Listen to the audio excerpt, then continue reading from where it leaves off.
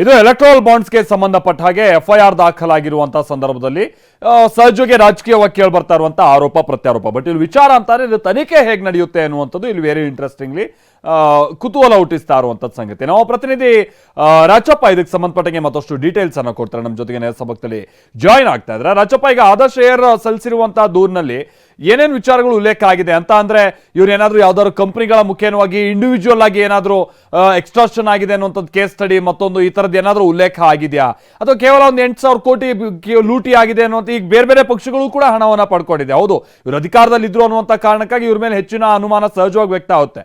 ಅದನ್ನು ಹೊರತುಪಡಿಸಿ ಏನಾದ್ರೂ ಇನ್ ಡೀಟೇಲ್ಸ್ ಆಗಿ ಕೆಲ ಕಂಪ್ಲೇಂಟ್ಸ್ ಅನ್ನ ಕೊಟ್ಟಿದ್ದಾರೆ, ಕಂಪ್ಲೇಂಟ್ಸ್ ಉಲ್ಲೇಖ ಮಾಡಿದ್ದಾರೆ ರಾಜಪ್ಪ?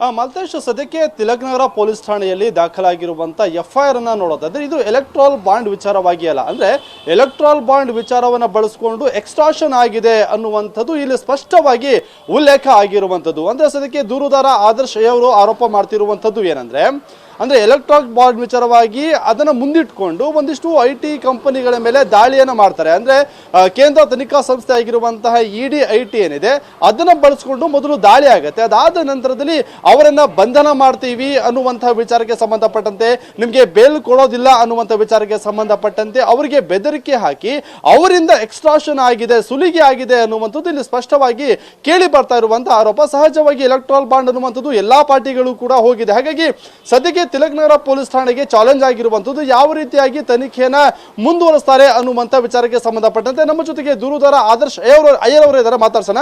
ಸರ್, ಈಗ ಎಲೆಕ್ಟ್ರಾಲ್ ಬಾಂಡ್ ಅನ್ನುವಂಥದ್ದು ಎಲ್ಲಾ ಪಾರ್ಟಿಗಳಿಗೂ ಕೂಡ ಹೋಗಿರುವಂತ ವಿಚಾರ. ಈಗ ನೀವು ಪಾರ್ಟಿ ಮಾಡಿದ್ರೆ A1, A2, A3, A4, A5, A6 ಅಂತ ಹೇಳಿ, ಸೊ ಅವ್ರಿಗೂ ಈ ಎಲೆಕ್ಟ್ರಾಲ್ ಬಾಂಡ್ ವಿಚಾರಕ್ಕೆ ಸಂಬಂಧಪಟ್ಟಂತೆ ಏನ್ ಸಂಬಂಧ ಅಂತ ಹೇಳಿ ನೋಡಿ.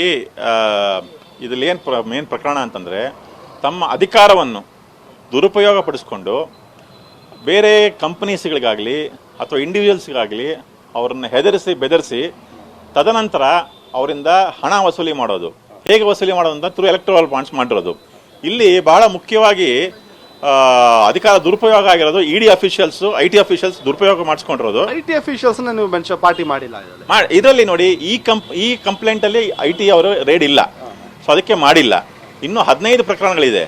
ಅದ್ರಲ್ಲಿ ITನೂ ಬರ್ತಾರೆ, ಇನ್ನು ಬೇರೆ ಡಿಪಾರ್ಟ್ಮೆಂಟ್ಸ್ ಬರ್ತಾರೆ. GST ಡಿಪಾರ್ಟ್ಮೆಂಟ್ ಒಂದಿದೆ, ಅವರು ಬರ್ತಾರೆ. ಆ ಥರ ಹಲವಾರು ಪ್ರಕರಣಗಳಿದೆ ಇಲ್ಲಿ. ಸೊ ಈ ನಾವು ಕೊಟ್ಟಿರೋ ಪರ್ಟಿಕ್ಯುಲರ್ ಇದರಲ್ಲಿ ಬರೀ ED ಅಫಿಷಿಯಲ್ಸ್ ಮಾತ್ರ ಇದ್ದಾರೆ. ಅದಕ್ಕೆ ಅವ್ರನ್ನ ಬಹಳ ಕೇರ್ಫುಲ್ ಆಗಿ ಸ್ಟಡಿ ಮಾಡಿ ಯಾರು ಬರ್ತಾರೆ ಯಾರು ಬರಲ್ಲ ಅಂತ ಬಹಳ ಕೇರ್ಫುಲ್ ಸ್ಟಡಿ ಮಾಡಿ ಹಾಕಿರೋದು ನಾವು. ಸೊ ಇದಿಷ್ಟು ಕೂಡ ದೂರುದಾರ ಆದರ್ಶ್ ಅಯ್ಯರ್ ಅವರ ಮಾತು. ಅಂದ್ರೆ ಸಾಕಷ್ಟು ತನಿಖಾ ಸಂಸ್ಥೆಗಳು ಎಕ್ಸ್ಟ್ರಾಕ್ಷನ್ ಮಾಡಿದೆ ಅನ್ನುವಂತ ಆರೋಪ ಸದ್ಯಕ್ಕೆ ಮಾಡಿರುವಂತ, ಅದೇ ರೀತಿಯಾಗಿ 8,000 ಕೋಟಿ ಬಿಜೆಪಿಯಿಂದ ಸುಲಿಗೆ ಆಗಿದೆ ಅನ್ನುವಂತ ಆರೋಪ ಕೂಡ ಮಾಡ್ತಾರೆ. ಹಾಗಾಗಿ ಮುಂದಿನ ದಿನಗಳಲ್ಲಿ ತನಿಖಾ ಹಂತದಲ್ಲಿ ಇದಕ್ಕೆ ಸಂಬಂಧಪಟ್ಟಂತ ಸಾಕ್ಷಿಗಳು ಲಭ್ಯ ಆಗತ್ತಾ ಏನು ಅನ್ನುವಂಥದ್ದು ಗೊತ್ತಾಗತ್ತೆ. Maltesh, thank you Rajappa.